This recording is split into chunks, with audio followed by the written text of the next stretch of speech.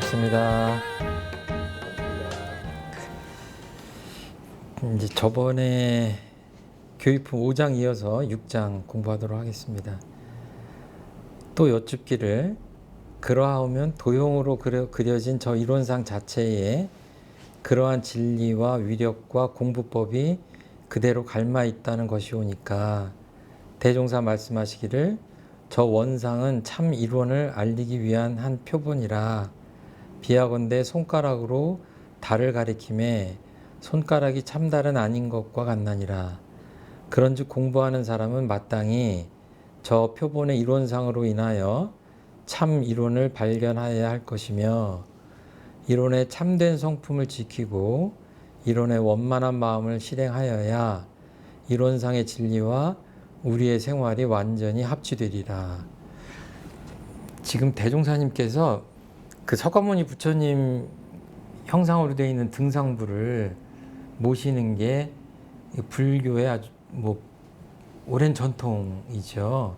물론 석가모니 부처님이 돌아가신 열반하신 후 몇백 년 동안 그 불상을 조성하지 않았어요. 왜냐하면 그 석가모니 부처님께서도 무슨 인격신앙을 얘기한 바가 전혀 없고 그냥 진리 그 자체를 설파하셨기 때문에 그 등상부를 조성하는 것과 석가모니 부처님의 가르침은 전혀 상관이 없습니다.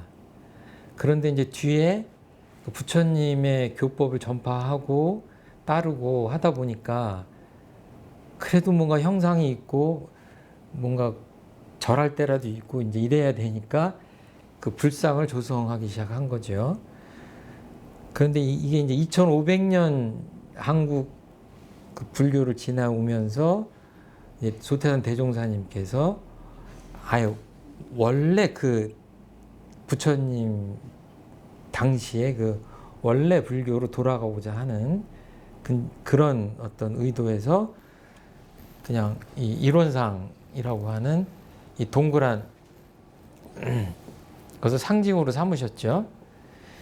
지금 계속 교육품 첫 번에 그 계속 반복되는 이 내용들은 뭐냐면 이 이론상이라는 상징으로 인해서 설명해야 될 것이 많아진 탓이에요. 그래서 이제 한 둥그러운 상이다 이제 이런 표현인데 이제 순수 우리말로는 동그라미죠. 동그라미를 그냥 신앙의 상징으로 심볼로 이렇게 삼았는데 그러니까 계속 질문이 이어지고 저 도형 자체에 진리의 위력과 공부법이 그대로 갈마 있다고 하는 것입니까? 라는 질문이 지금 나오는 거예요. 그럼 대종사님께서는 이게 뭐 불상이 이렇게 있다 하면 이 불상을 모시지 않기로 한 것은 뭐예요? 자칫하면 이 불상이 어떤 위력을 가지고 우리한테 죄와 복을 주는 권능이 있다든가 이 안에 진리가 있다든가 하는 그런 오해를 불식시키기 위해서 이론상을 제시를 했는데 제자들이 또 여기에 대해서 똑같은 질문을 하는 거예요. 그러면 여기에 그런 어떤 위력이 있고 뭐가 있습니까? 라고 묻는 거예요. 그러니까 대종사님 입장에서는 참 난감한 거죠. 의도하고 다른 질문이니까. 그렇지만 이 질문에 답하지 않을 수 없는 거죠. 대종사님 입장에서는 지금 그 질문을 답하시는데 그냥 쉽게 얘기하자면 하늘의 달, 이게 달과 같다면 이 이론상은 이 달을 가리키는 이 손가락과 같다. 여기 이렇게 손가락이 있다면 이렇게 손가락이 있다면 이게 달이죠. 이 달을 보라고 손가락을 가리키는 이 손과 같다라고 표현하시는 거예요. 그러니까 방편이다. 방편이다. 이 불상이 방편이었듯이 이론상도 방편이다. 그러니까 저기 보세요 이러면 여기를 봤다가 저기를 봐야 되잖아요. 계속 여기를 보고 있으면 이 사람이 그 전하고자 하는 게 지금 전해지지 않는 거죠. 그러니까 인간의 언어로 표현했지만 인간의 언어로도 다 표현하기 힘든 그 궁극적인 진리를 이론의 진리라고 한다면 또는 이론이라고 한다면 그거를 표현하기 위한 그냥 하나의 도형일 뿐이에요. 여기에 빠지지 말자, 이제 이런 얘기입니다. 그렇지만 제가 이 비유를 하면서 꼭 덧붙이는 말씀은 저기 저 달 보세요 그러면 그 옆에 가로등도 있고 뭐 여러 가지 인공 조명도 있다 그러면 그 달 발견하기 쉽지 않습니다. 어떻게 해야 돼요? 이 손을 잘 봐야 돼요.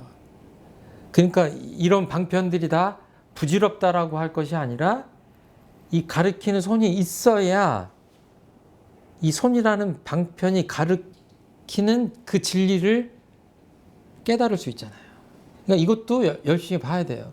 그러니까 방편이라고 하면 이 온갖 언어로 말씀하시는 이 모든 교법이 다 방편이거든요. 그 방편을 소홀히 하면 안 된다. 그러니까 방편이라고 해서 자칫 소용없다고 생각한다든가 무용하다고 생각하면 그것도 잘못하면 패착이다, 이렇게 말씀드릴 수 있을 것 같아요. 뭐 이해하시기 어렵지 않은 그런 내용입니다. 그래서 이 이론상이 의미하는 것들을 발견한다면, 깨닫는다면 그 다음에 어떻게 되냐면 참된 성품을 지킬 수 있다. 이거는 이제 견성과 뭐랄까 양성이라고 할 수가 있죠. 그리고 이론의 원만한 마음을 실행할 수 있게 되는 거죠. 그래서 어떤 단계로 가냐면 이론상의 진리와 우리의 생활이 완전히 합치되리라. 그래서 대종사님 법문에는 이 표현이 자주 나와요. 뭐 자주 나오는 키워드가 많은데 생활, 이걸 이렇게 합치시킨다는 표현이에요. 그래서 진리적 종교, 진리신앙이기도 하고 뭐예요? 생활 종교라고 하고, 예, 그렇게 하는 이유가 생활을 굉장히 중요시합니다. 그러니까 생활이라는 건 뭐예요? 어저께 잠자리에 들어서 오늘 아침에 일어나서 내가 뭔가를 하고 출근하고 사람들 만나서 뭔가 일을 함께 하고 가족과 시간을 보내고 그냥 모든 사람이 하는 것이 생활이죠. 밥 먹고 전화 받고. 이 행주좌와 어묵동정 이런 표현이라고 하죠. 그런 표현을 쓰죠. 그게 생활입니다. 살아가는 거예요. 종교의 우리 원불교의 수행이라는 건 뭐예요? 그 수행이 결국은 어디로 가느냐? 진리와 우리의 생활을 완전히 합치시키는 단계예요. 저번 시간에 제가 말씀드렸잖아요. 어떤 진리라는 거를 이게 우주 안에 흐르는 어떤 음악적 리듬, 가락 이런 장단이라고 본다면 음악을 잘 하시는 분들은 그 장단에 맞춰서 연주를 하듯이 그런 거죠. 진리가 뭔가 이러다가 알게 되면 뭐예요? 아, 거기에 맞춰서 살게 되겠구나. 살아야 되겠구나. 왜? 맞춰서 살수록 이 결과가 행복하구나. 과정도 즐겁고 결과도 행복하구나.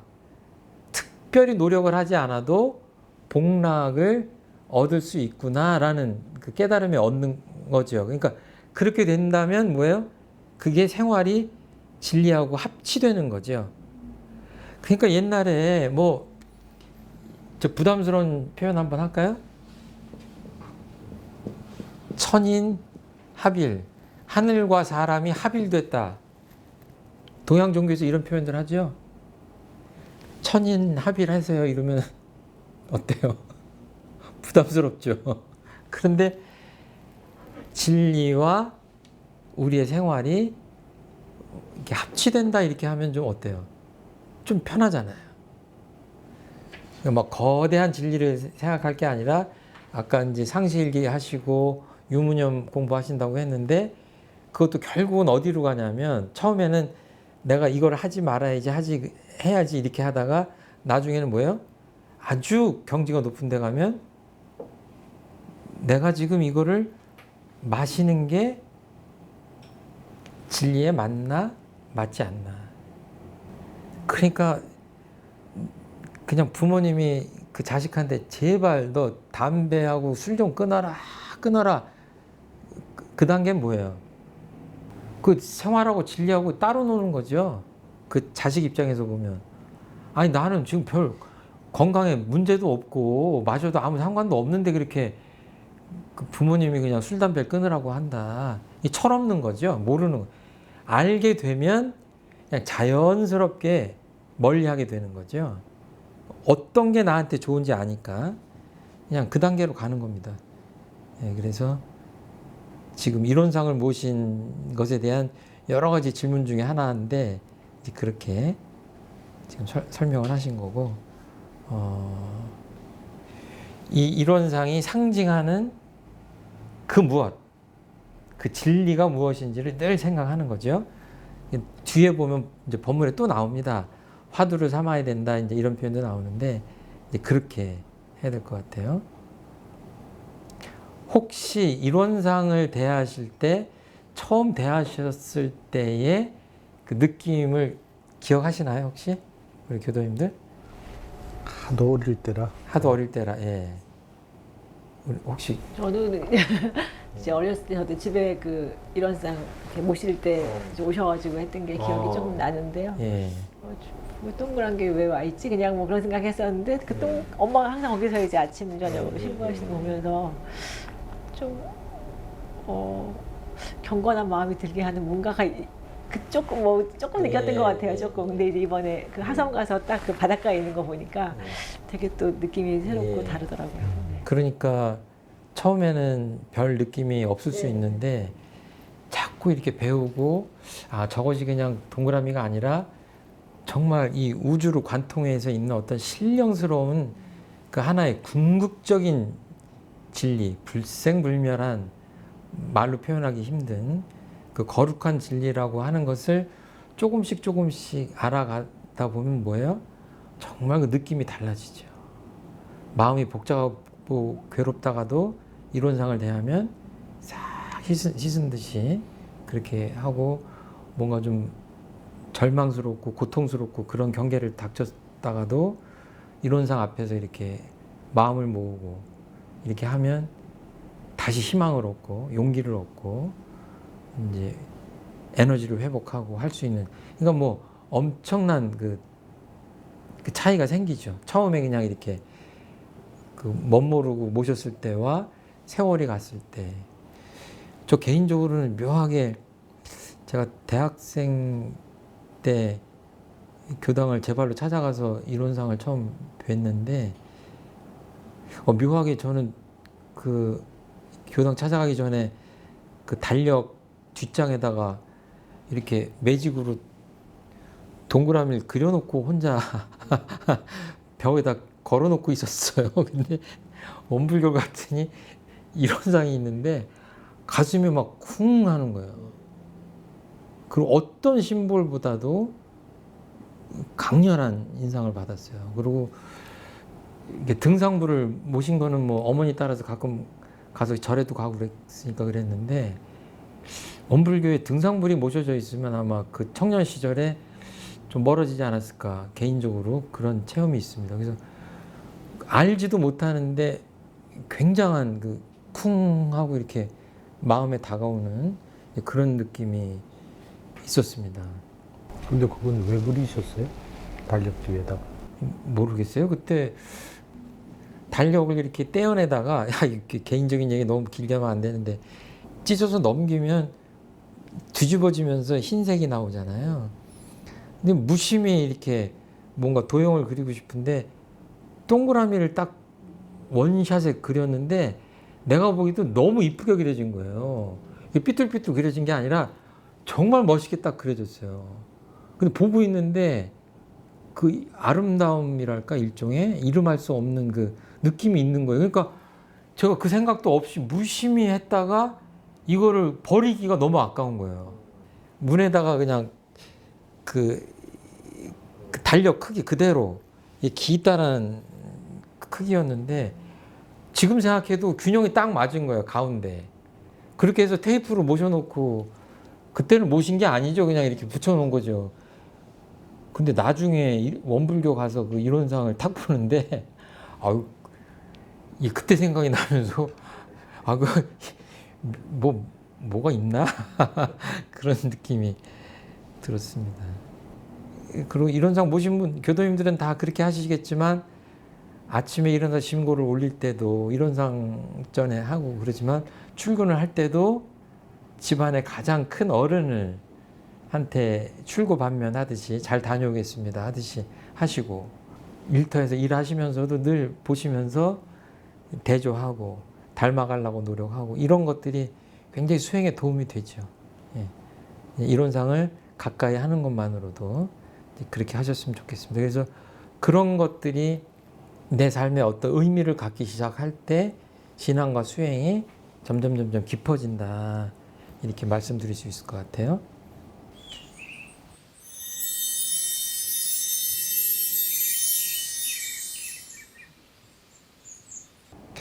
(7장) 이어서 가도록 하겠습니다. 6장은 다 쉽게 이해할 수 있는 내용이니까 대종사 말씀하시기를 이론의 진리를 요약하여 말하자면 곧 공과 원과 정이니 양성에 있어서는 유무초월한 자리를 관하는 것이 공이요 마음에 거래 없는 것이 원이요 마음이 기울어지지 않는 것이 정이며 견성에 있어서는 이론의 진리가 철저하여 언어의 도가 끊어지고 심행처가 없는 자리를 아는 것이 공이요 지량이 광대하여 막힘이 없는 것이 원이요 아는 것이 적실하여 모든 사물을 바르게 보고 바르게 판단하는 것이 정이며 솔성에 있어서는 모든 일에 무념행을 하는 것이 공이요 모든 일에 무착행을 하는 것이 원이요 모든 일에 중도행을 하는 것이 정이니라.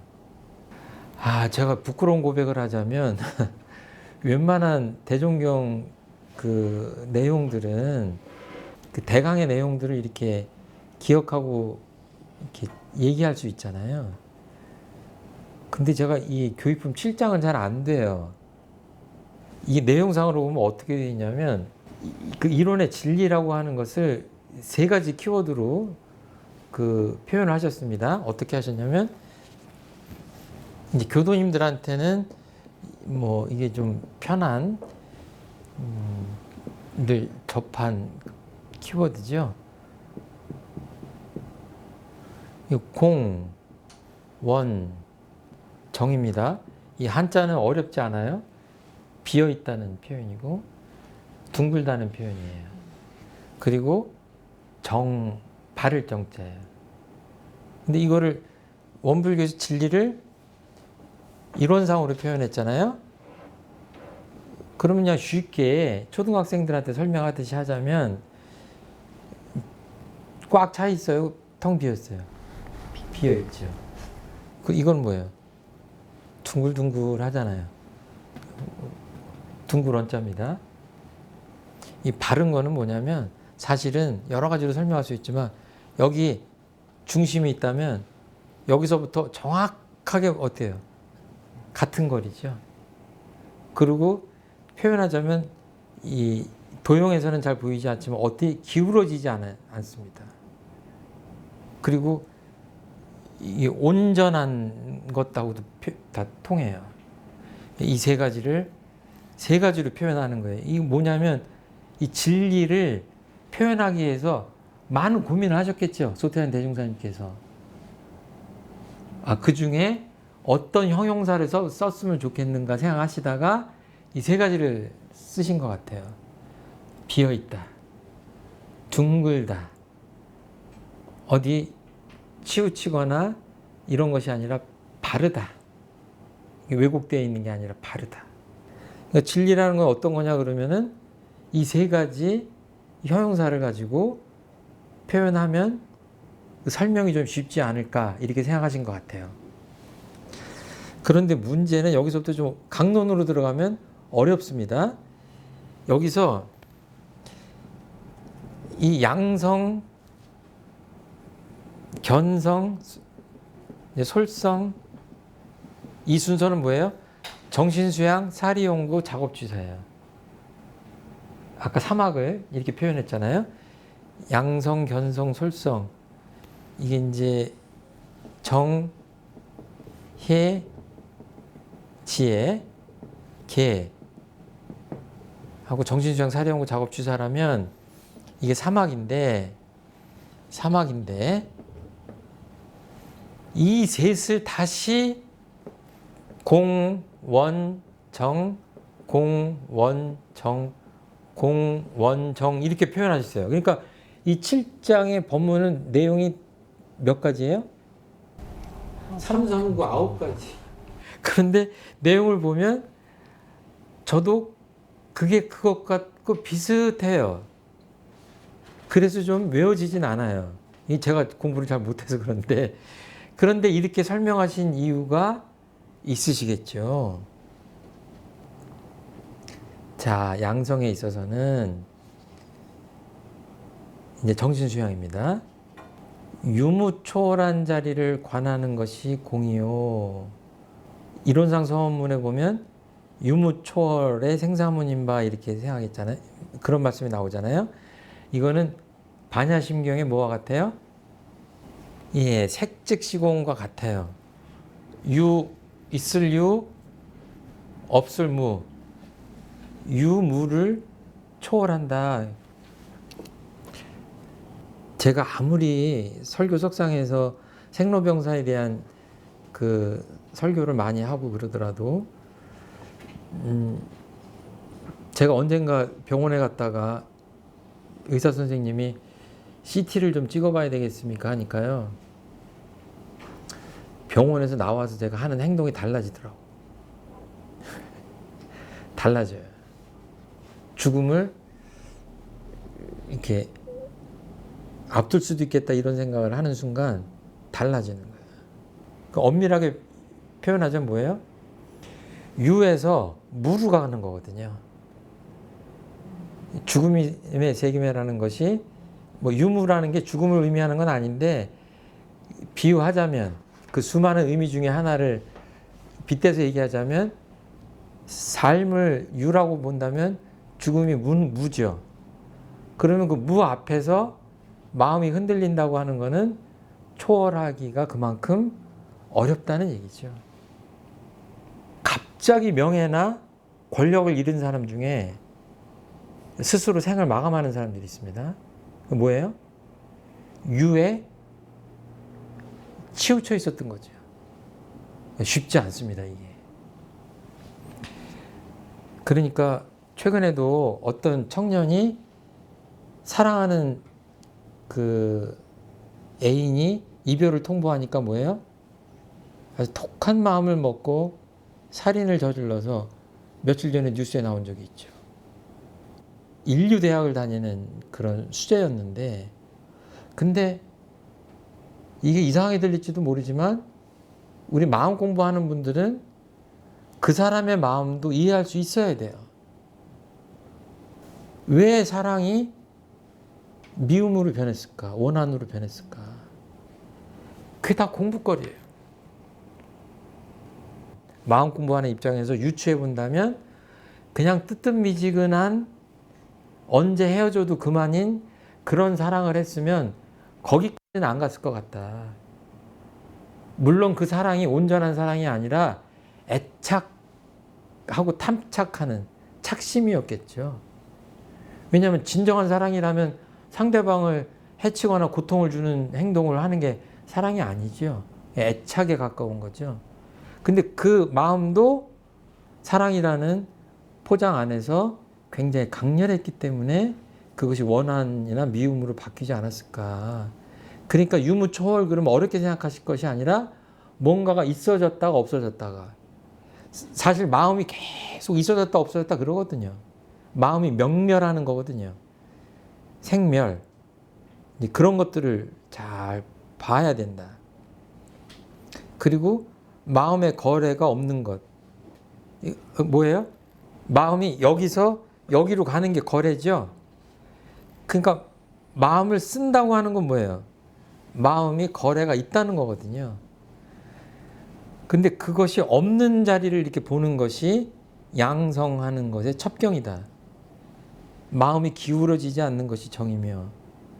그러니까 내가 지금 그 애인과 헤어졌어요, 지금. 공부를 해야 돼. 그런데 마음이 아직까지 애인한테 가 있어. 그럼 뭐예요? 다른 일을 할 수가 없어. 그럼 뭐예요? 유무초월도 안 된 거고. 마음이 거기 갔다가 아직 여기 일로 오지 않은 거고. 마음의 거래. 마음에 거기 착돼서 기울어져 있는 거 그런 거죠. 쉽게 얘기하자면 그렇게 생각하시면 될 것 같아요. 그러니까 마음이 기울어지고 쓰러지고 하면 뭐예요? 마음을 바로 세우는 겁니다. 지금 지하철을 타고 간다 그러면 여러분들 하실 일이 뭐예요? 해야 될 일이 많이 있는데 해야 될 일은 없다 마땅히. 멍하니 가야 된다 그러면 뭐 하셔야 돼요? 정신 수양하시면 돼요. 좌선을 하시는 게 아니라 내가 이 상태에서 지하철 안에서 어떤 마음을 가지고 있는 것이, 그러니까 괜히 마음 뺏기는 일을 한다 그러면 뭐예요? 양성하는 공부는 아니에요. 그러니까 내가 핸드폰을 쓰고 있다 그러는데 쓸데없이 어떨 때는 배터리가 닳을 때 있죠. 그러면 안 됩니다. 그냥 내가 마음을 딱 걷어들이면 에너지가 나가지 말아야 돼요. 양성은 그렇게 하는 겁니다. 그러니까 온전한 마음을 지키는 거예요. 견성에 있어서는 이론의 진리가 철저하여 언어의 도가 끊어지고 심행처가 없는 자리를 아는 것이 공이요. 사실은 다 비슷한 말씀입니다. 제가 이 말씀 참 좋아해요. 이제 언어의 도가 끊어지고 이거를 이론상 서문에서 뭐라고 했죠? 언어도다. 언어도다. 네. 약자로 쓰겠습니다. 끊어질 단자예요. 언어의 길이 끊어졌다 이거예요. 제가 교도님이 미워. 밉지만 겉으로는 미운 척하지 않고 참고 있어. 지금 이게 지금 언어 도단한 겁니까? 말하지 않으니까? 그거 아니에요. 이미 말했어. 마음속으로 말했다고. 그러니까 겉으로 드러나는 이 물리적 언어를 하지 않았다고 그래서 언어 도단한 자리가 아니라 이미 분별했어요. 그 자리는 언어 도단한 자리가 아니에요. 분별하지 않은 상태의 공한 자리를 말씀하는 겁니다. 그리고 심행처. 아, 이 표현 참 멋있어요. 심행처. 마음이 가는 곳이에요. 그러니까 심행처가 멸을 했습니다. 그러니까 대종사님과 수제자인 정잔 종사님이 이 선문답, 우리로 하면 성리문답을 하시는 대목이 나와요. 그 대목에서 어떤 표현을 하냐면 성품자리를 일러봐라 그랬더니 정산 종사님이 언어도가 끊어지고 심행처가 멸했습니다. 이렇게 대답하니까 대종사님이 그 말이 맞다. 성품의 그 본체 자리를, 본연한 원래 그 자리를 표현하신 거예요. 거기는 언어가, 인간의 언어가 도달할 수 없는 그 자리예요. 궁극의 진리라고 하는 것은 인간의 언어로 도달할 수 없는 끊어진 자리입니다. 그리고 말만 끊어진 것이 아니라 이 인간의 언어라는 것은, 언어학자도 뭐냐면 인간은 사고를 뭘로 하냐? 언어로 한다고 그래요. 그러니까 제가 교도님을 보면서 아, 인상이 참 좋으시다. 뭐 예를 들어 이렇게 그런 느낌을 할 때 보면 내가 말하고 있어요. 그건 뭐냐면 분별 식심이 이미 작동하고 있다는 거예요. 근데 내가 분별심을 내고 식심을 낸다는 것 자체는 뭐냐면 인간의 언어를 이미 마음속에서 말하고 있다는 것과 같아요. 그래서 제가 이건 참 음미할 대목이 많습니다. 그리고 말을 한다고 하는 것은 이미 마음이 어디를 향하여서 가는 겁니다. 내 마음을 깊이 보면 이 말씀은 꼭 맞아요. 꼭 맞아요. 그러니까 사람들이 요새 뭐 멍 때리기 대회 이런 거 있잖아요. 뭐 불멍도 하고 뭐 강물 보면서 멍 때리고, 그 좋은 의미로 보면 정말 좋은 거예요. 진정한 멍 때리면 뭐예요? 내 마음에서 언어가 길이 끊어지고 마음이 어디를 가지 않아도 그 자체로 좋은 겁니다. 이 좋다고 하는 것도 인간의 언어고, 그 인간의 언어가 붙기 시작하는 건데, 좋다 말다라고 하기 이전에 그냥 진리와 하나 된 상태에서 말이 필요 없는 그 자리예요. 그 자리가 정신수양의 자리예요. 그러니까 이거는 노력을 해서 들어가지만 원래는 노력을 해서 들어갈 수는 없는 자리예요. 그래서 그냥 그 자리를 관해라 라고 표현하는, 그러니까 진정한 믿음이라는 건 뭐예요? 이 자리가 그냥 있는 거고 내가 언제든지 그 자리하고 합의를 할 수 있다라고 믿는 것이 가장 큰 불교적 믿음, 원불교적 믿음이에요. 내 성품 자리가 그냥 늘 함께 하고 있다. 진리와 함께 하고 있다. 정말 전 시간에 말씀드린 대로 이 우주에 어떤 아름다운 이름할 수 아주 그윽한 그 음악이 흐르고 있다라고 했을 때, 그 음악과 가장 하나 되는 행동은 뭘까요? 음악에 빠져드는 거? 어떻게? 예, 저는 그렇게 생각해요. 정말 우주의 음악이 지금 아름답게 흐르고 있다면 온전하게 그거를 듣고 있는 것 그 자체로 충분한 거죠. 거기다 뭔가 섞는 순간 감히 그 음악에 누가 될 수 있는 거죠. 물론 이제 열애 위에 경지에 오르면 무엇을 해도 그 음악에 방해가 되지 않을 만큼 하나된 퍼포먼스를 할 수가 있겠지만, 그러지 않다면 깊이, 그러니까 침묵의 세계로 들어가서 그 음악을 그냥 오롯이 들으면서 하나 되는 것이 가장 좋은 것이 아니냐.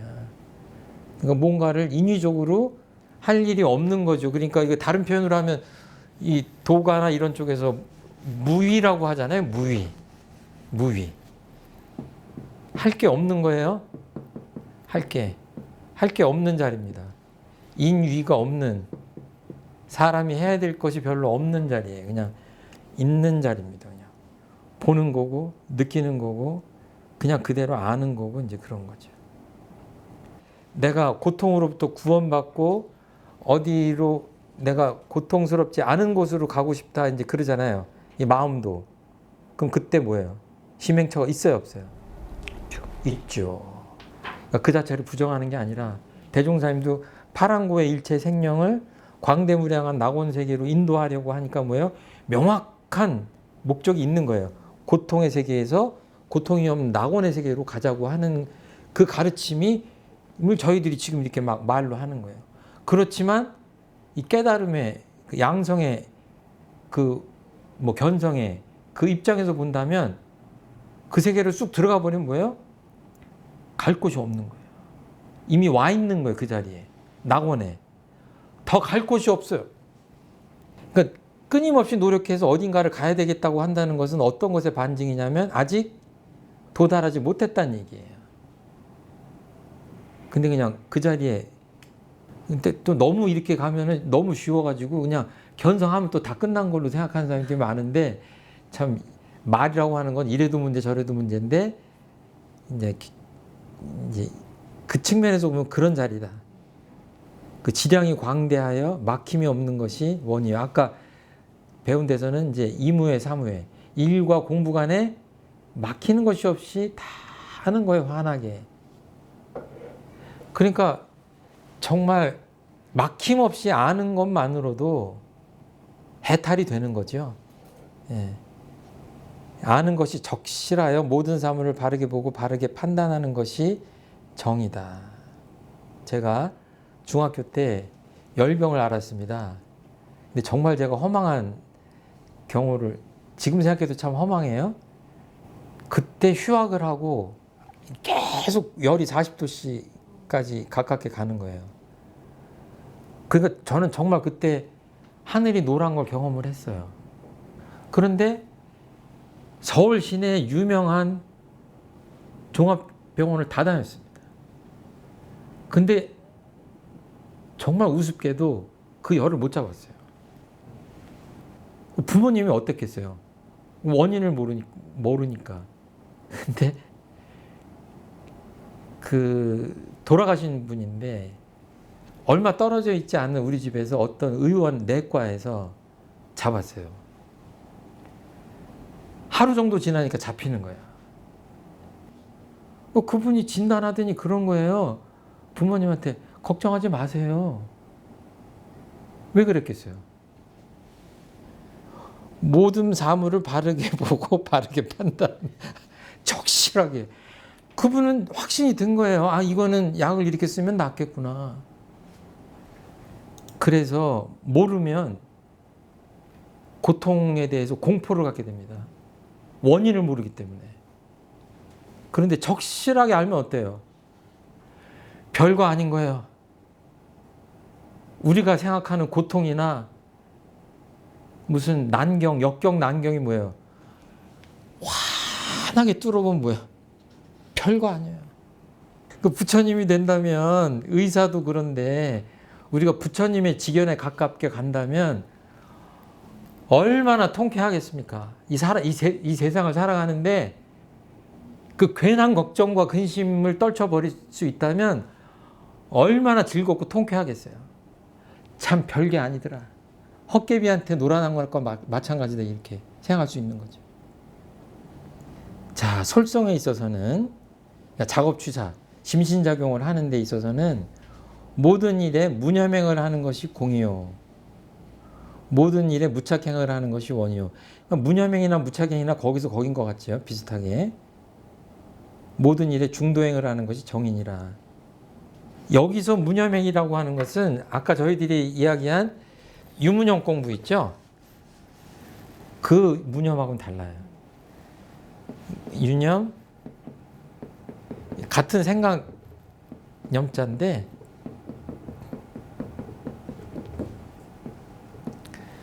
아이고 내가 오늘 10시에 약속이 있는데 잊지 말아야지 하는 건 뭐예요? 유념이에요.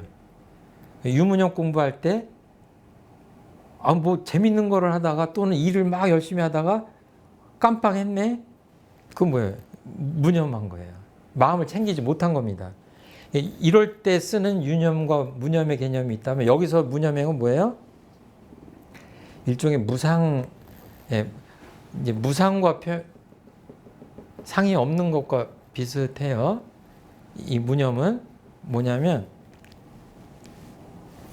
아니 내가 교도님한테 밥을 공짜로 10번을 샀는데 어떻게 교도님은 나한테 한 번도 안 사? 섭섭해. 이럴 때 무념이에요. 이때는 뭐예요? 이 생색내는 마음이 무념이 아닌 거예요. 유념인 거예요. 그러니까 이렇게 그냥 아무 상 없이 베풀어야 되는데 베풀었다는 기억, 상 또는 관념, 그 마음의 흔적, 생색냄 이런 것들이 있으면 무념이 아닌 거예요. 이게 사람 굉장히 피곤하게 합니다. 차라리 그러려면 선행을 안 하는 게 나을 수도 있어요. 이 온전한 제 말은 아닙니다. 그 단계를 지나서 무념의 경지에 오르는 선행을 하기 때문에 무념이 안 되더라도 선행을 하는 건 좋지만 좀 약간 뻥 튀어서 얘기하자면 조그맣게 선행을 해놓고 그 뒤에 따르는 그 마음 고통이나 그 후유증 이 그렇게 그냥 계속 난다면 그냥 아유 차라리 저렇게 선행을 하려면 안 하는 게 낫지 이제 그런 얘기를 한 거예요. 그러니까 맞진 않은 얘기지만 강조를 하려고 하다 보니까 드리는 말씀이에요. 무념행을 해야 됩니다. 행동을 할 때는 무착행도 마찬가지죠. 뭔가를 집착해서 하는 거예요. 뭔가에 집착하는 마음이 있어서 하면 무착행은 아닙니다. 그러니까 내가 늘 마음이 어떤 사람 마음이 있어요. 근데 이 사람이 어떤 행동을 했어요. 그런데 이 행동을 왜 했을까요? 이 고래가 춤을 춰. 이 고래의 마음이 왜 어떻기 때문에 지금 춤을 췄을까요? 고래가 왜 춤을 추는 거예요? 아, 칭찬을. 그치? 고래가 칭찬 받을 때마다 춤을 추는 거야. 말을 바꾸면 춤추면 칭찬받아. 제가 그래서 마음 공부하는 분들한테는 어떻게 말씀을 드리냐면 이렇게 고래처럼 칭찬받는다고 춤추지 마라. 제가 드리고 싶은 말은 뭐예요? 그냥 춤추면 돼요. 이 칭찬에 착될 필요가 없어요. 제가 이 얘기를 하는 이유가 뭐냐면 정말로 사람들이 행동하는 많은 것들 중에 칭찬에 착돼서 칭찬받으려고 하는 행동이 굉장히 많습니다. 저도 이 강의하지만 듣는 분들이 이왕이면 강의 잘한다고 하면 얼마나 좋아요. 그럼 더 잘하잖아요. 근데 그럴 필요는 없어요. 내가 할 수 있는 데까지 그냥 즐기고 하면 돼요. 이렇게 얘기하면은 별거 아닌 것 같지만요. 제가 말을 바꿔볼게요. 제가 자주 하는 예화인데 댓글 다는데 악플 달죠. 사람이 연약한 존재예요. 정말 심각한 악플을 달면요. 사람이 마음만 상하는 게 아니라 자살도 합니다. 인간의 그 심리 기제, 이 메커니즘, 마음의 메커니즘이 같아요. 칭찬에 춤추는 것에 길들여지면 마음이 비난에는 어떡하겠어요? 문제가 생기는 거예요. 칭찬의 반대가 비난이라면 춤의 반대는 뭐예요? 춤을 추지 않든가 또는 그릇된 행동을 할 수도 있는 거예요. 그러니까 뭐예요? 이거는 어디에 착돼 있다, 어디에 마음이 묶여 있다 이런 거는 뭐예요? 마음의 자유를 얻는 것이 수행의 궁극적인 목적입니다. 대종사님께서 그렇게 딱 말씀하셨어요. 대종경에서 마음의 자유를 얻기 위해서 우리가 마음 공부하고 이 종교 생활을 하는 거다 이렇게 보시면 돼요. 왜? 마음의 자유를 얻지 못하면 이거 반대말이 뭐예요? 개교의 동기에서 노예예요. 노예 생활이에요. 어떤 재산, 명예, 그 비난받지 않으려는 마음 복잡해요. 인간 깊숙이 보면 내가 어디엔가 집착돼 있는 거예요. 그 집착으로 인해서 내 마음이 자유롭지 못하고 그 마음 때문에 내가 어떤 행동을 한다 그러면 뭐예요? 그 행동은 해서는 안 되는 거고 그 결과는 안 좋을 확률이 많고 인간의 온전한 마음의 자유에서 우러나온 자연스러운 행동이 아닌 거예요. 그러면 진리와 하나된 게 아니라 어긋난 행동이라고 할 수 있는 거죠. 그러니까 이런 것들이 쭉 연결되어 있는 겁니다. 지금 이렇게 공원정이라고 하는 것이 비워있지 않으면 원만하지 않고 원만하지 않으면 행동이 바르지도 않은 거예요. 그래서 공원정이라는 표현으로 많은 가르침을 주시려고 지금 이렇게 하신 것 같아요. 과거를 돌이켜 보니까 그때 내가 어디에 묶여 있었구나. 그런 거 혹시 느껴보신 적 있으세요? 빨리 찾아야 돼요. 이게 나도 모르게 아주 깊숙이 어딘가에 묶여 있는, 착돼 있는 것은요, 발견하기가 어렵습니다. 그런데 묘하게 일생 동안 열심히 산 분이 있어. 그런데 70대, 80대 돼가지고 내가 헛살한 것 같네? 내가 내가 정신 차리고 보니까 정말 괜히 내가 인생을 여기다 허비한 것 같다. 이게 뭐야? 내가 어디 착돼 있었다는 거 아니에요.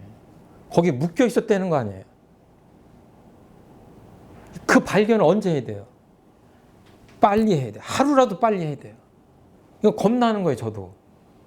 이렇게 사는데 정말 죽기 전에 아이고 내가 어디 묶여 있었네 이러면 잘못 살았다는 거 아니에요. 그래서 대종사님이 견성을 언제 하라고 그랬어요? 소시적에 하라고 그랬어요. 빠르면 빠를수록 앞으로는 세상이 밝아져 가지고 그냥 어려서 소시에 견성하고 앞으로 이제 성불 이제 도가에 와서 공부하고 이러는 거는 스승님 찾아서 성불하는 거를 배우려고 공들인 세상이 될 것이다 그랬어요. 그래서 정말 유치원생 초등학생들이 그 원불교 신문에나 글에 보면은 뭐 아빠한테 야단 받을 때 마음이랑 엄마가 맛있는 거 사줄 때 마음이랑 마음이 달라요 이렇게 썼더라고. 그 마음의 차이를 아이들이 아는 거예요. 그걸 표현할 수 있는 거예요. 그러니까 아이들이 어떨 때 이렇게 질문하면 움찔움찔 놀래잖아요. 너무 투명한 게 그 마음으로 그냥 동심으로 이게 피드백을 하니까 움찔움찔합니다. 체면도 없잖아요, 아이들은. 근데 그냥 그 순수한 마음을 저희들이 잃지 말아야 되고 잃었다면 빨리 찾아야 되고 회복해서 그대로 가져가는 거죠. 그렇게 해서 그냥 이 세상에서 쓸데없는 경쟁과 쓸데없는 욕망을 늘 자극하고 쓸데없는 노력을 자극한다고 하더라도 휩쓸리지 말고 그냥 내가 잘 생각해서 온전한 마음으로 깊이 생각해 보니까 인과의 이치에 입각해서 보니까 아니 뭐 당신들은 그렇게 사세요. 죄송합니다만 나한테까지 강요하실 필요는 없습니다. 나는 내 리듬대로 살아가겠습니다. 이제 이래야 되고 정말로 그 길이 맞다면 사랑하는 사람들한테 사실은 우리가 괜히 이렇게 고통 속에서 하는 거고 괜한 경쟁을 하는 거고 괜한 무력에 물들어서 사는 거 아니냐. 이래서는 다 같이 고통스러울 수밖에 없다. 이렇게 소식을 전하고 이 진리의 리듬 따라 살게 하는 것이 진정한 교화라고 할 수 있어요. 이거를 뭐 원불교 교도를 만드는 게 교화가 아니라 정말로 내가 체험해 보니까 이게 맞는 거 아니냐. 종교 간의 장벽이니 이런 것도 괜한 장벽이다. 진리라는 것은 그런 게 아니다. 종교라는 울 안에 갇혀지는 것도 아니다. 뭐 이런 것들을 그냥 툭 터져서 그냥 보는 거죠. 예, 이런 것들이 이 말씀으로는 좀 어려운 듯 하지만 이 안에 그냥 다 있는 겁니다. 그냥 그 원래 자유로운 그거를 그냥 지키고 그대로 살아가고 그러자고 하시는 게 아니냐. 그러니까 9가지를 다 이렇게 또박또박 외우는 거는 좀 어려워도 이거를 잘 이해해 놓으시면 어떻게 되냐면 경계를 당할 때 어떻게 돼요? 떠올라요. 아, 내가 어떤 행동을 해놓고 되게 생색내네. 왜 그렇게 오래 기억하는 거야? 착한 일 해놓고. 에? 이렇게 돌아볼 수 있는 거죠. 무념에 묵착해 이런 게 어려운 게 아니라 그렇게 생각합니다. 여기 이제 제가 나의 마음 공부 보면 나는 견성을 위해서 양성을 위해서 솔성을 위해서 어떤 공부를 하시냐 이렇게 표현했는데 이제 오늘 돌아가셔서 이 교전을 보시면서 그 견성, 양성, 솔성에 입각해서 한번 내 공부를 어떻게 해야 될까 이렇게 한번 생각해 보셨으면 좋겠어요. 그리고 뭐 내 마음이 언제 비어 있는가, 언제 삐죽삐죽하지 않고 둥글둥글한가, 언제 이렇게 한쪽에 치우치거나 뭐 기울거나 그러지 않고 바른가. 이게 이제 일상수행예법에서도 말씀하시는 거고 이런 마음을 늘 유지하는 거죠. 그러니까 손흥민 선수가 오늘은 내가 축구를 90분 경기 뛰는데 나한테 공이 언제 어떻게 오면 발리 슛으로 멋지게 차가지고 기억에 남을 만한 슈팅을 해야지. 이렇게 하나요? 그 생각 있으면 그 경기 망칩니다. 우리도 뭐예요? 막 어떻게 해야지. 그건 이제 초보자 때는 그렇게 하지만 뭐 오늘 정해서 하기 힘든 좌선두뇌 해야지. 이건 초보자 때 하지만 어느 단계를 지나가면 뭐예요? 이 공하고 원 둥글둥글하고 바른 마음을 그냥 늘 지키고 있는 겁니다. 그런데 이게 실력이 언제 발휘돼요? 경계가 오면 그때 공하고 둥글둥글하고 바른 공원정하는 식으로 그렇게 마음작용하는 거죠. 그러니까 스승님들의 그 심신작용이 아름다운 이유가 뭐예요? 텅 비어있고 어떤 상황에서도 원만하게 둥글둥글 하시고 아무리 어려운 상황에서도 바르게 취사하시고 하니까 아름다워 보이고 본받고 싶고 닮아가고 싶고 그런 게 아닌가 이제 그런 생각을 합니다. 이 대목은 사실은 제가 이거 어떻게 설명을 드려야 되나 고민을 많이 한 대목인데 잘 됐는지 모르겠어요. 아무튼 그냥 요 정도 하고 지나가도록 하겠습니다. 시간이 좀 많이 지났지만 혹시 오늘 공부하신 내용 중에 느끼신 거나 이제 질문하실 거 있으면. 근데 막 살다 보면 이 9개 다 생각도 하나도 안 나고, 그러니까 학생들 야단을 안 치고 싶은데 야단을 안 치면 안 하니까 야단 쳐야 되잖아요. 그러니까. 데리고 있는 학생들. 그냥 좋은 게 좋은 것만은 아닌 네. 거니까 참 그게 힘들더라고요. 그러니까 일상수행요법에서도 거의 뭐 8번째인가 뒤쪽에 잘 가르치는 사람이 되자 그런데 저도 그 고민이 늘 많습니다. 뭐 자식을 볼 때도 그러고 뭐 후배들을 볼 때도 그러고 뭐 교도님도 이건 분명히 가슴에 손을 얹고 생각해도 내가 미워서가 아니라 정말 바로 잡아줘야 되는데 도대체 어떻게 해야 돼? 아무리 내가 해도 상대방이 오해를 하고 상처받을 것 같고 이때 고민이 되거든요. 그러니까 이게 대강열의 조목에 보면 천만방편을 이렇게 하신다는 표현이 나와요. 그러니까 우리가 잘 가르치는 역량이 이제 부족한 거거든요. 그래서 뭐 감정에 물들지 않고 뭐 특별한 어떤 뭐 목적 때문에 그런 게 아니라 상대방을 위하는 마음인지 기본적인 것들은 이제 확인을 한 다음에 문제는 이제 상대방한테 맞게 잘 따라올 수 있도록 해야 되는데 그때 필요한 거는 내 의도만이 아니라 3대 력, 그 힘이죠. 온갖 방편을 활용할 수 있는 그거는 연구를 계속 하시고 시도를 하실 수밖에 없지 않냐. 그러니까 이제 감동이 될 정도로 그러면 이제, 제일 좋죠. 네, 그 방편을 막 써서 감동을 받아서 이제 야단치는 것보다 훨씬 더 감동이 받으면 더 잘할 것을 알긴 하는데 그렇게까지 이 많은 학생들을 다 그렇게 하기가 힘들어서 이제 포기하는 경우가 많잖아요.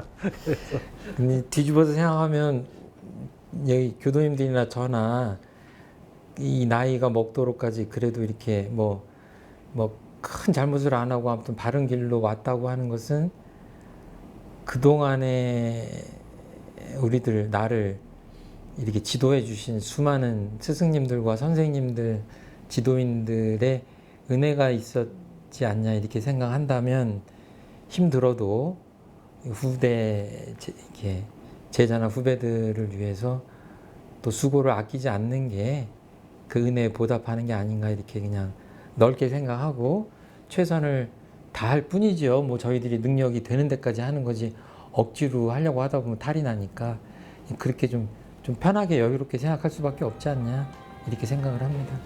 예. 오늘 공부 여기까지 마칠까요? 예, 감사합니다.